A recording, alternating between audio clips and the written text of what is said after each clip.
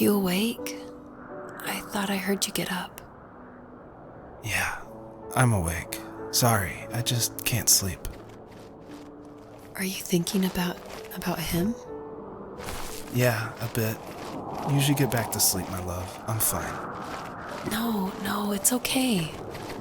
What else is on your mind? I don't know. It seems weird, but I had one of the most vivid dreams of my life. I saw a fox on a snowy mountain, just looking confused and worried. Those eyes. I can't get those eyes out of my head. She was running in the windy snow, looking for something.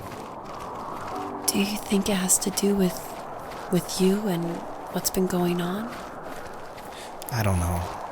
It was just a dream, Rachel. They're not meant to make sense. A lot's happened the past couple days, that's all. Well, if you're not going to sleep anyway, you should tell me. I want to hear. All right.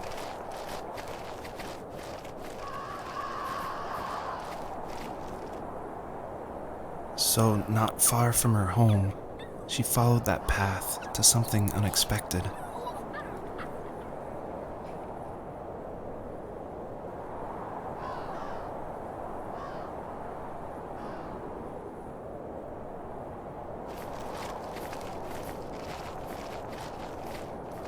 She couldn't stay, though.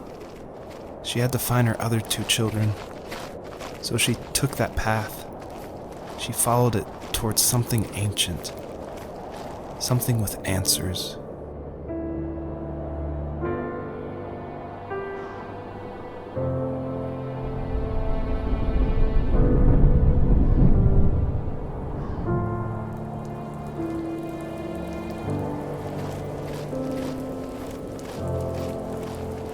The fox looked high and low, searching for any sign of her cubs. Points of light showed the way to this ancient tree. It was as if each one had a story to tell, all their own.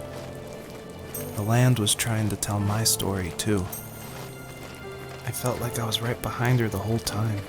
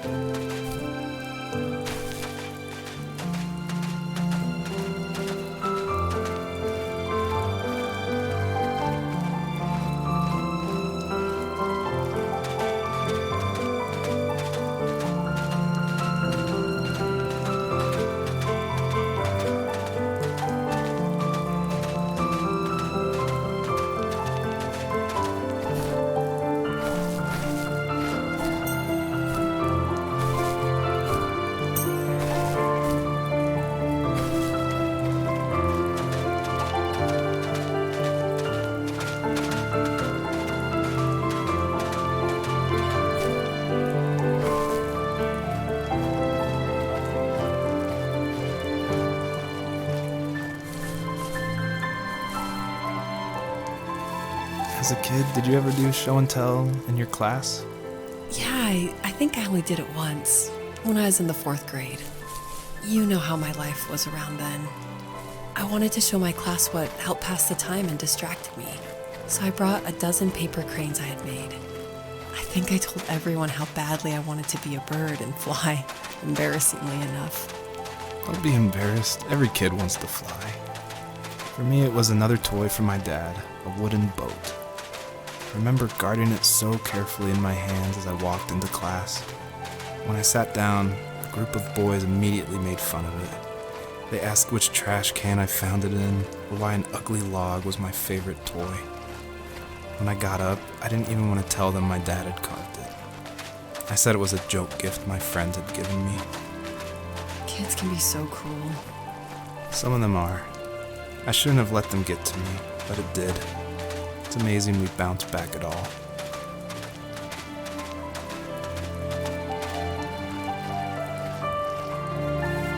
Do you remember what my dad did for a living? Wasn't he like a lumberjack?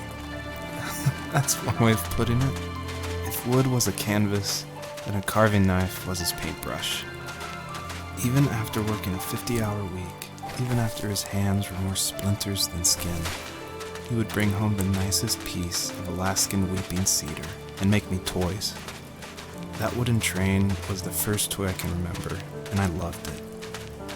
I just knew from a young age I was going to be a lumberjack, like my father.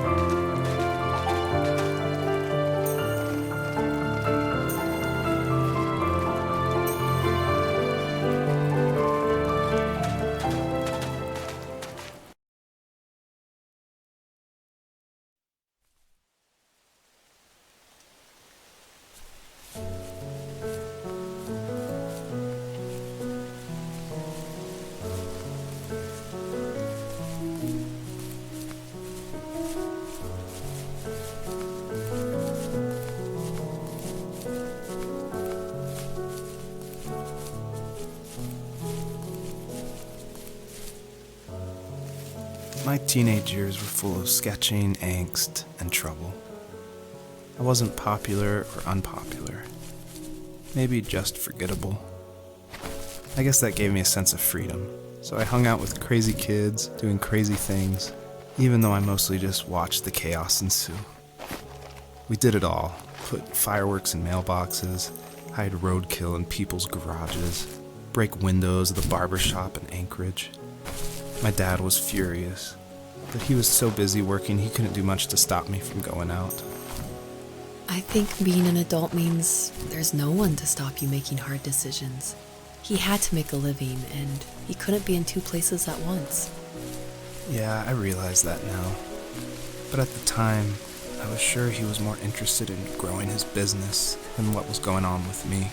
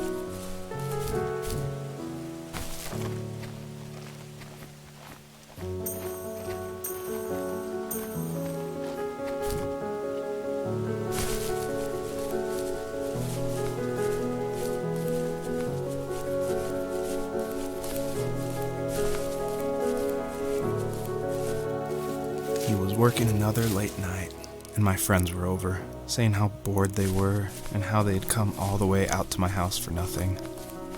One of them mentioned how that old, ugly beyond belief truck was still in the garage, and how we should take it for a spin. I was only 15, so I kind of fought it for a while. The next thing I knew, we were careening around the mountain path, rocks spitting onto the sides of the cliff, while my dad's cringeworthy bluegrass blared out the speakers. I drove while my friends were in the back of that yellow and purple truck, throwing beer bottles and trash at anything remotely interesting. Felt like I was soaring in the air with borrowed wings. But all good things have endings.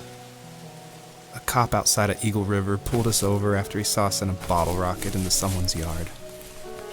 What followed was a long night of talking to disappointed adults and feeling smaller than ever.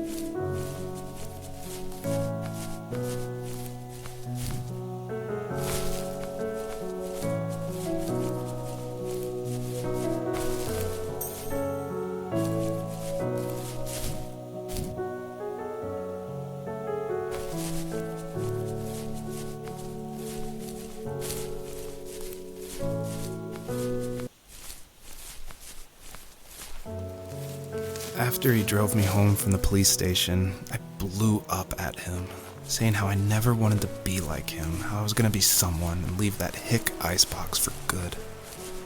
He just looked forward at the road with tired eyes. I took out that bluegrass tape from the cassette deck and chucked it out the window. In my sage teenage wisdom, I thought I had proved the ultimate point, but my dad had a different idea.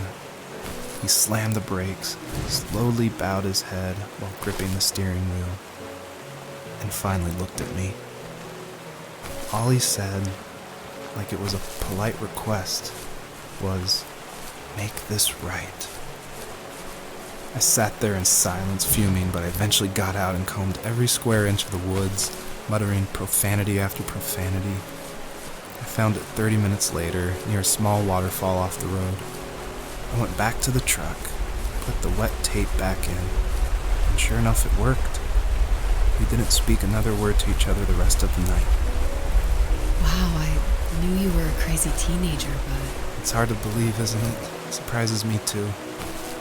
It's like I didn't really know who that kid was back then. I bet my dad thought the same thing over and over. It's almost like he was saying, "Make this right," to himself, more than to me.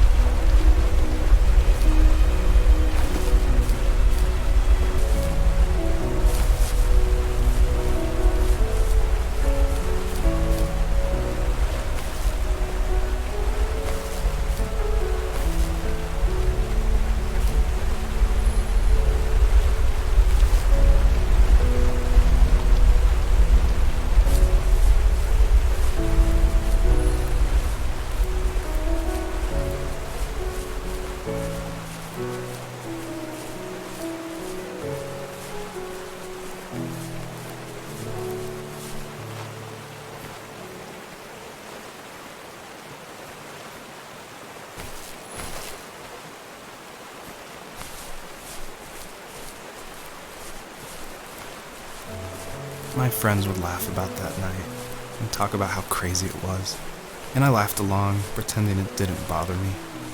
But it did. I imagined my friends growing old in the bush, unable to find that thrill in those godforsaken ice fields. It's like those mountains were a literal wall, keeping me from leaving, where all I would have to look forward to are lumber yards and evening beers. I had to climb over. That was my only goal for a long time.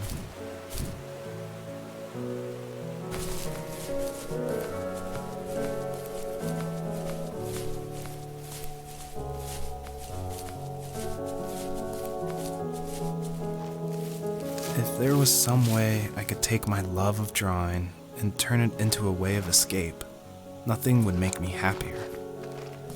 I wanted to create instead of tearing trees down. I wanted to move to the lower 48, not because I hated it there in Alaska, but I hated the idea of it. It's like all of that spite inside me had created this monster which followed me around my whole teenage years. I put so much energy into doing what others didn't expect of me. Why did I do that? There's one fact you're forgetting, though. If you didn't have that fire in you, we probably would have never met. You're absolutely right. Maybe the destination is all that matters in the end. But then why am I awake? Why am I seeing this fox go on her journey? And why can't I stop thinking about my dad?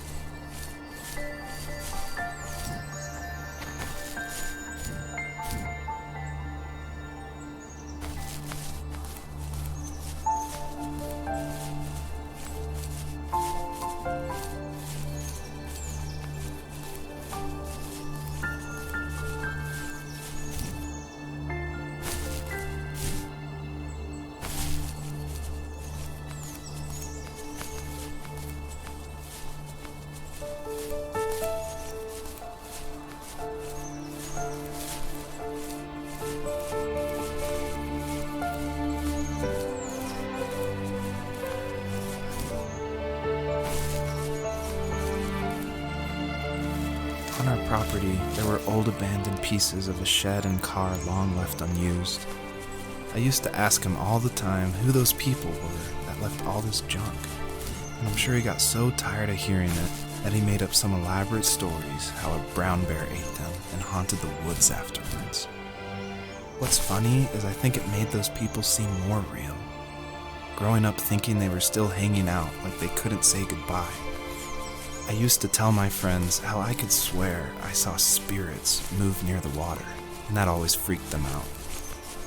I guess it didn't bother me, because the way I saw it, they were normal people with old cars and sheds, just trying to figure out how to survive and be happy in the middle of nowhere. It was a cool thought that they didn't want to leave, but I was a weird kid. Well, you had good company since those ghosts like living in a place where they were brutally devoured.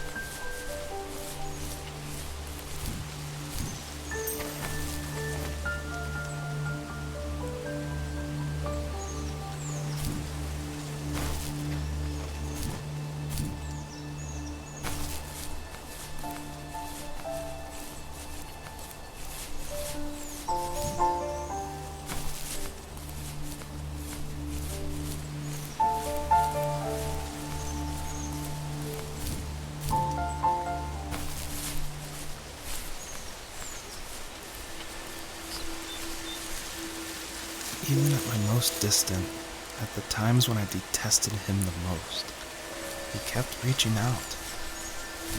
For a year straight, he asked me every week when we were going camping. I thought he was just dense. Eventually, to shut him up, I agreed. We carried out the worn lawn chairs from the garage and set up a cinder block campfire at the site we'd always used behind the house. We walked down the mountain path, talking in the warm sunshine we only got a couple months of the year. Those 3 obsidian rocks shimmered alongside the shore, almost like sparklers pressed against a dark window. I'll never forget that wet stone on my feet, or how those massive mountains looked even bigger in the lake's reflection. I felt small, but grateful. As the sun set, my dad found something I hadn't seen for a long time. The tree where I'd made my first carving when I was 6. I hadn't even carved it. My dad had helped me, but I still called it my tree. Something about seeing my name there made me open up, and we talked about everything that night in that old camouflage tent.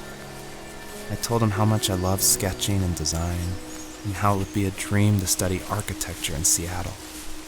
I told him how I didn't get along with my friends much anymore, but that I didn't mind being alone.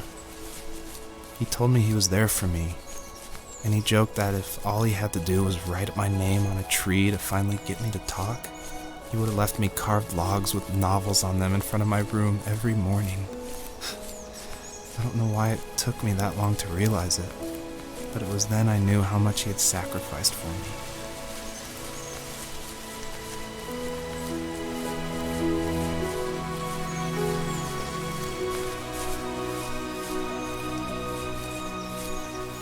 My dad built a lot of stuff in his free time. If he wasn't watching fly fishing or reading Tom Clancy novels, he was carving something. He made tons of birdhouses. Not that he was into bird watching, but I think he really missed working and adding on to the home. If he couldn't afford the time to build onto our own house, he would have to settle with watching birds move into their little homes. We kept an old mattress in the bed of that ugly yellow truck, so we would drive it deep into the woods and then watch the birds fly into their houses while the sun set. He Usually it was accompanied by venison jerky or a cold Coke, but not a lot of talking, which is how we both liked it.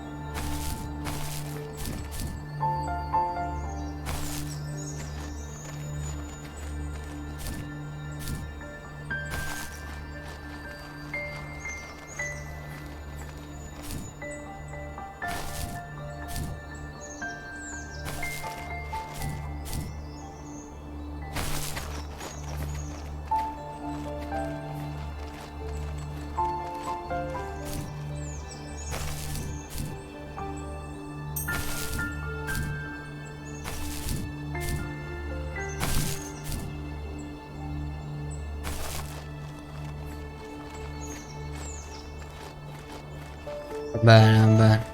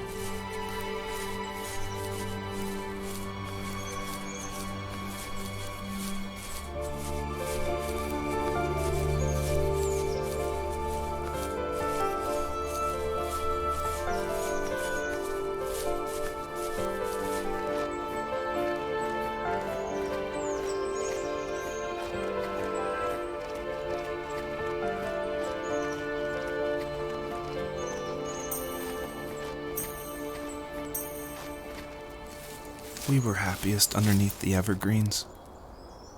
We decided it was time to finally map out the hundreds of acres we lived on just to pass the time during the summer. He was only free in the evenings, so I would spend the day wasting time on dial-up internet and sketching, and then we would rush into the woods, pen and map in hand, before evening fell. Sometimes, the aurora borealis would cast a cold green glow on the mountainside, and we would finish our route underneath a twilight sky. Sometimes I was lonely during those summer days, but there was comfort in the routine. A lot of teenagers aren't looking for the daily grind, though. There's nothing wrong with wanting to get out, to leave your childhood home. You wanted to progress, to make something of yourself. Yeah, you're right. That house. I'm sure it's the same as how I left it.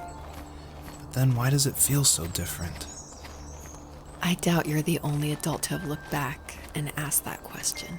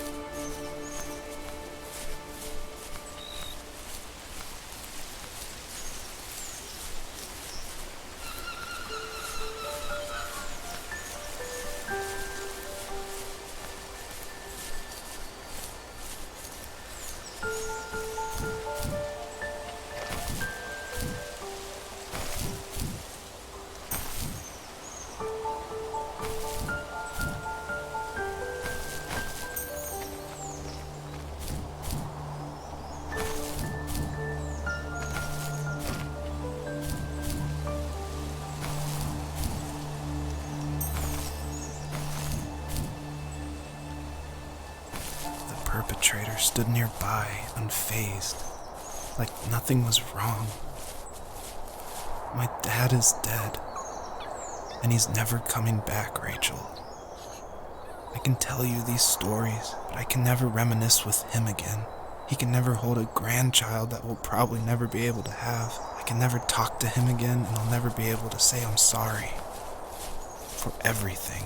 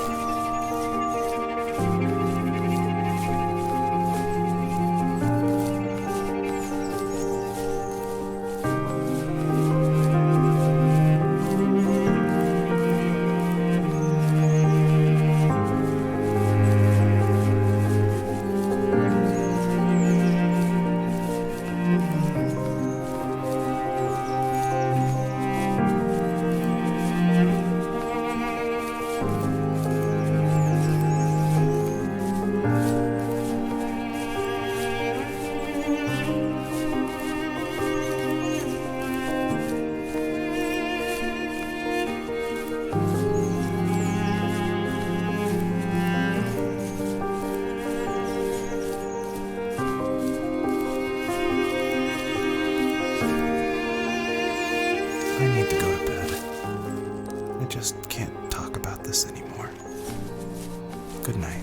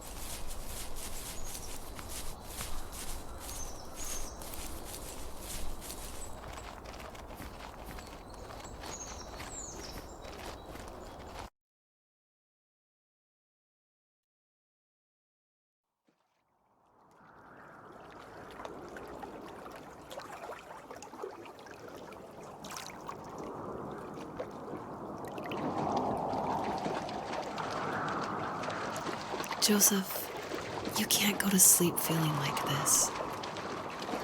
I'm sorry for everything, and I know you need space, but I'm here for you. You don't need to feel so lost. Joseph, have I ever told you what my mother was like?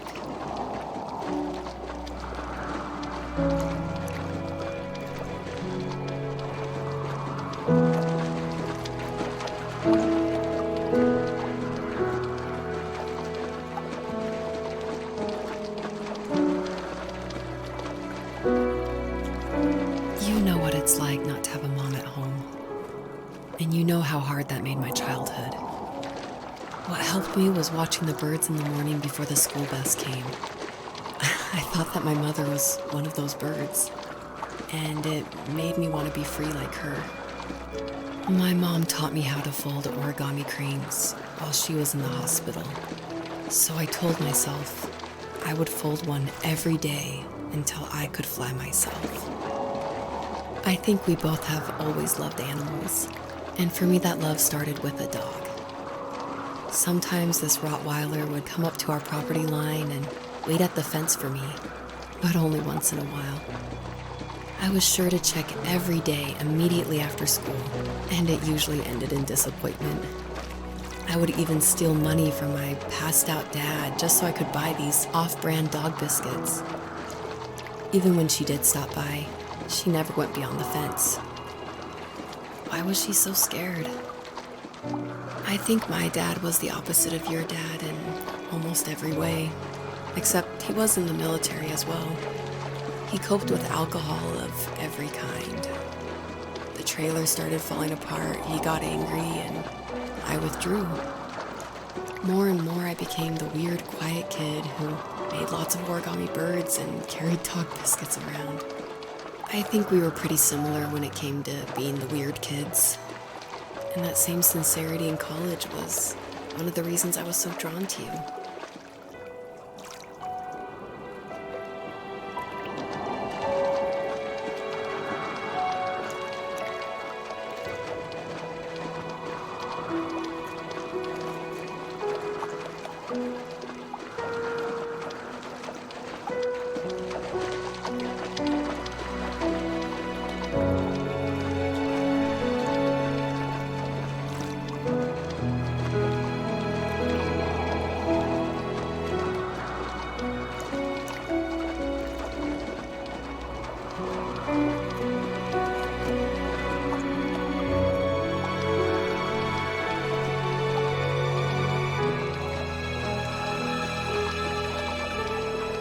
You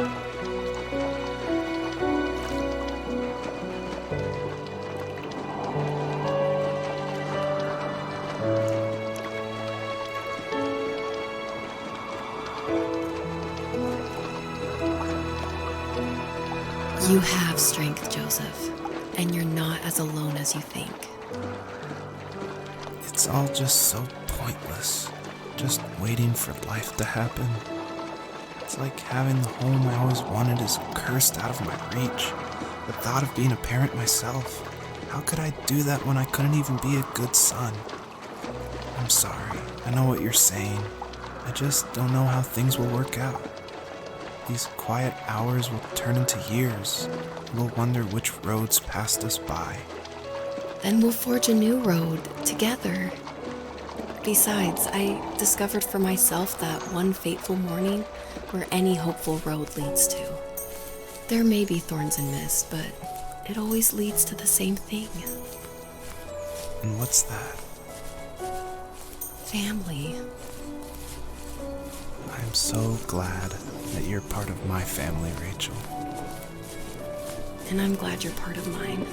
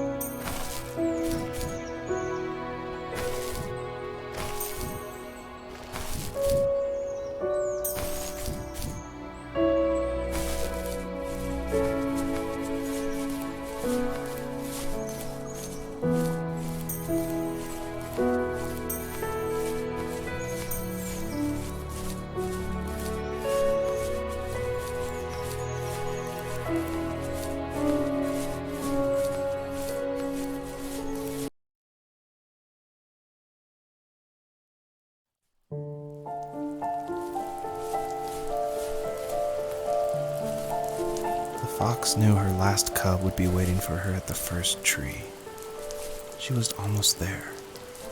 The rain cascaded onto the jade valley where the entrance to the tree was. Life was protected there, because that's where life began.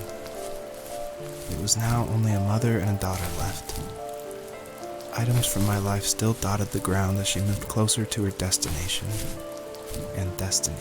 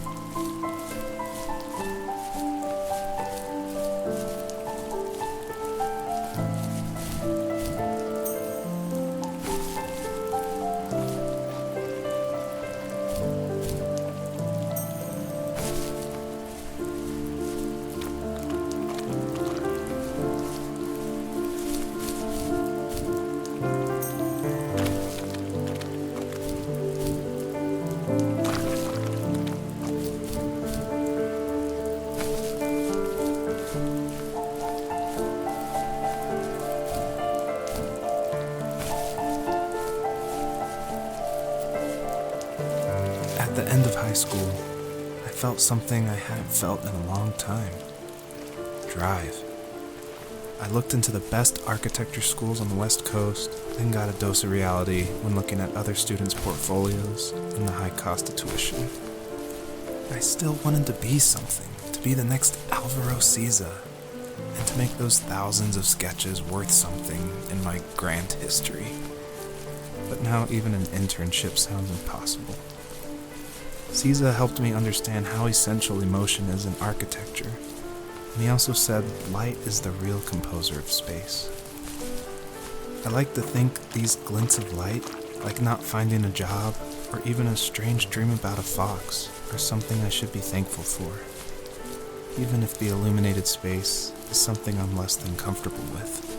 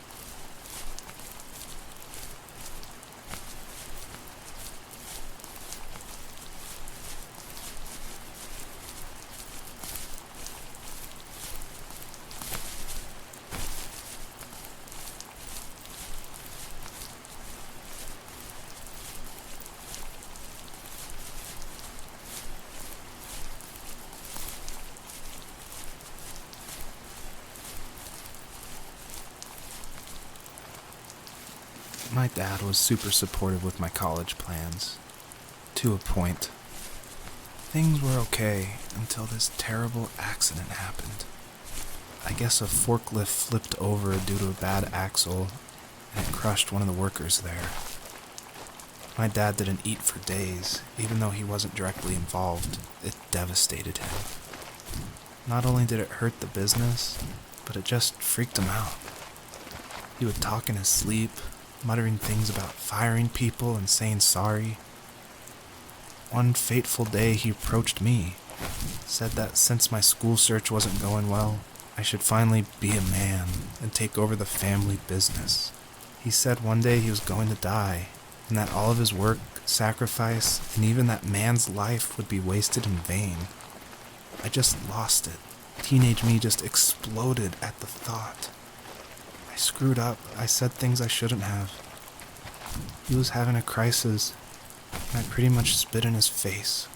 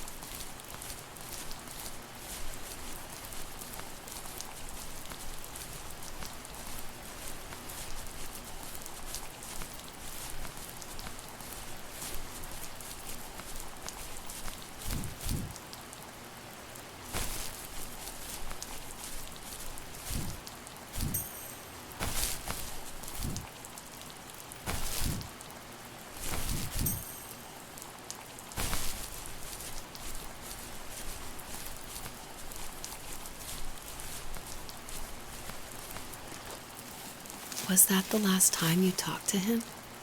No, I called on holidays, and he would call on my birthday. I guess we acted like nothing ever happened, which was stupid. I didn't want to ask about his lumberyard, and I'm sure he didn't want to ask about my job search. I never went back and visited. I think the last conversation we had was about what movies we had seen and what exactly a best boy is in the credits. I thought he would be here so much longer.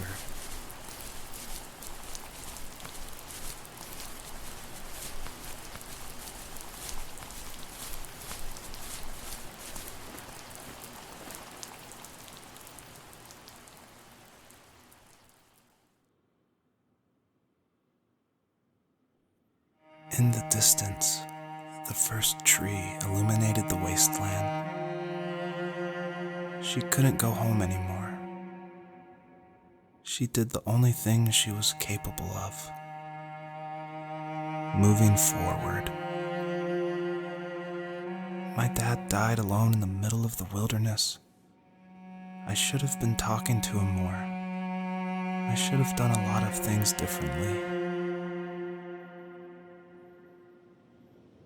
If the first tree on earth brought life with it, if it taught the birds to sing and fly and showed saplings how to grow, what could it do for us?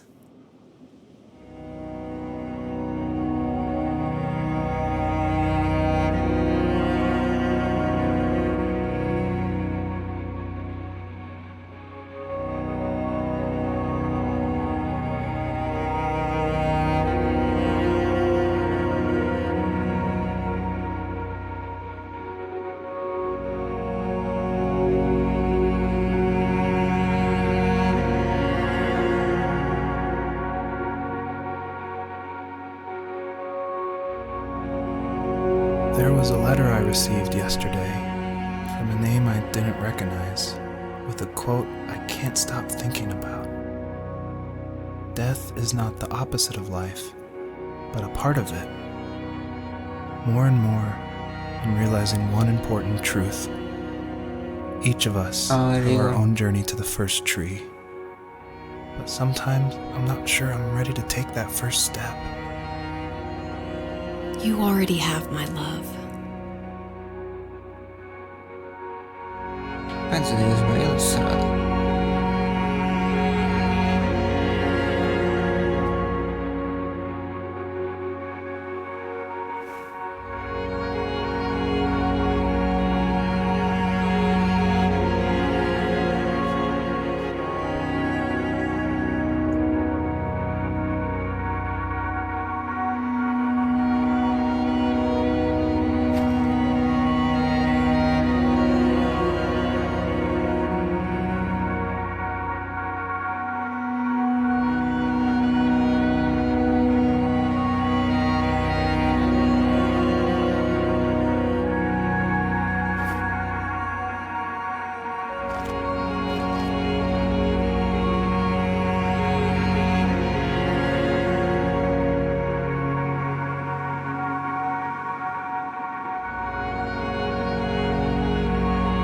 Palle, razionale.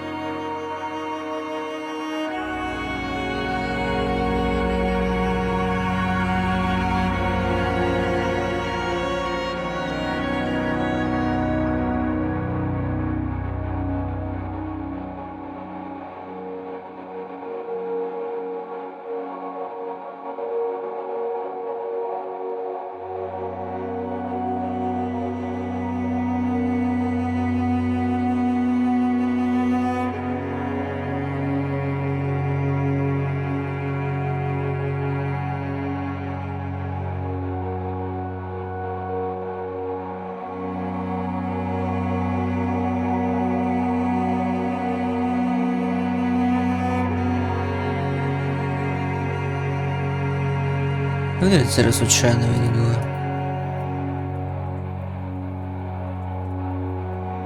Ah.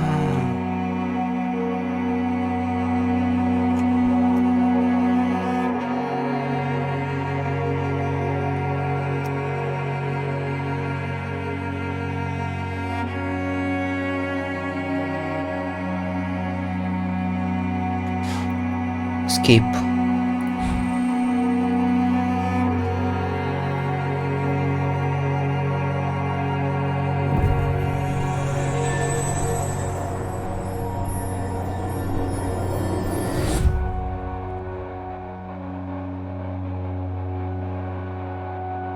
I guess her journey was over. But I have no idea. It was only a dream, a distraction from tomorrow. I don't think dreams normally bring back to memory so many important feelings. Maybe it was just a dream, but it was also a gift. Yeah, I suppose. But tomorrow we're getting on a plane to the last place on Earth I want to be. The only person that would have made the trip worth it is gone. You're going to see him and be with him one last time before you say goodbye. I have one last quote for you by Emerson, sealed in an imaginary letter from me to you. It is the secret of the world that all things subsist and do not die, but only retire a little from sight and afterward return again.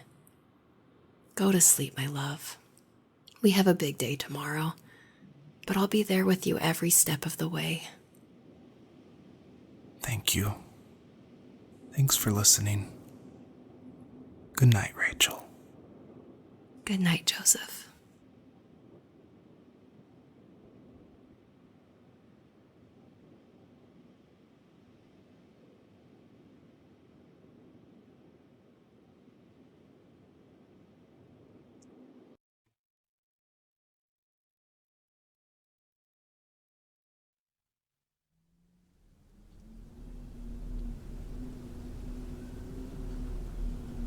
La tua connessione penso che faccia cagare, dei tuoi risultati invece sono ottimi, 6 mesi dopo.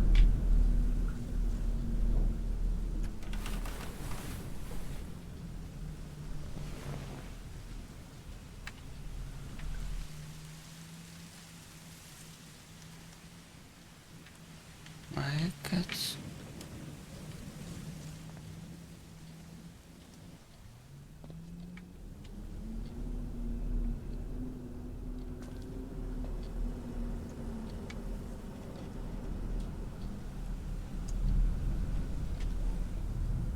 Sì, a sto giro sì. Come si interagisce?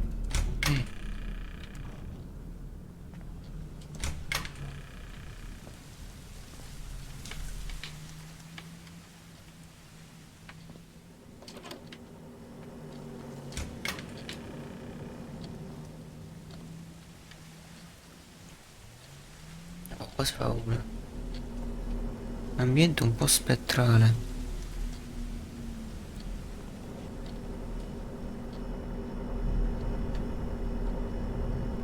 Che figo fatto sto bordello.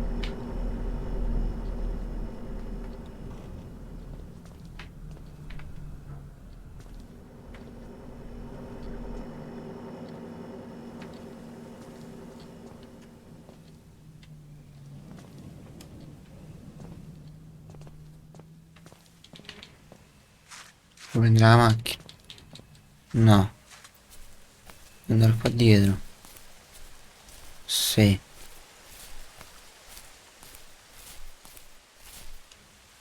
Azz.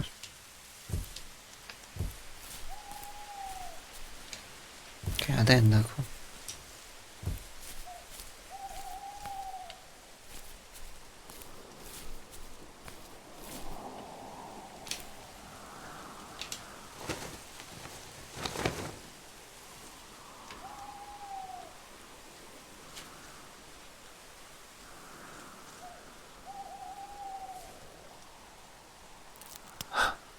Che cazzo? Ah.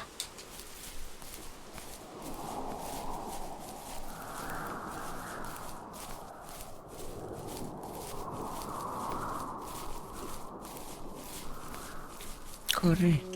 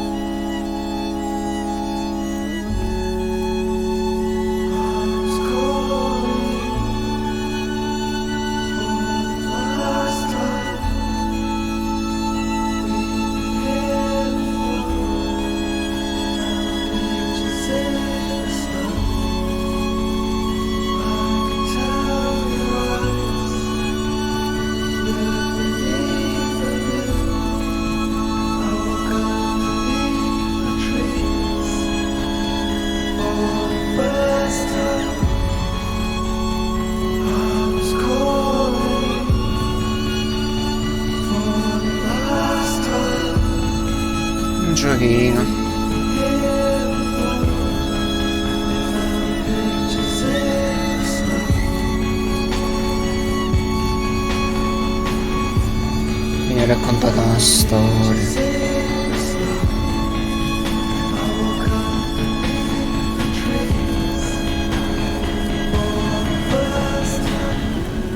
No, ma c'è il turbo. Ma questo è l'albero quello di prima. What is this? È l'albero di prima. Forse.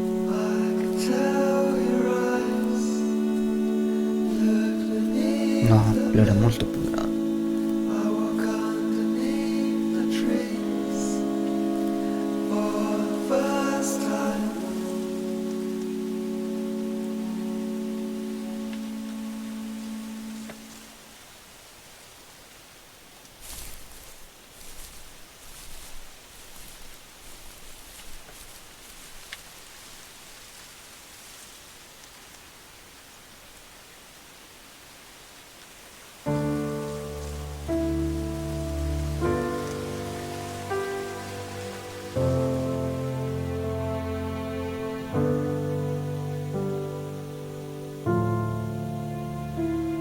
Cacchio, devo leggere una cosa sull'albero. Noi pensiamo di avere molto tempo, poi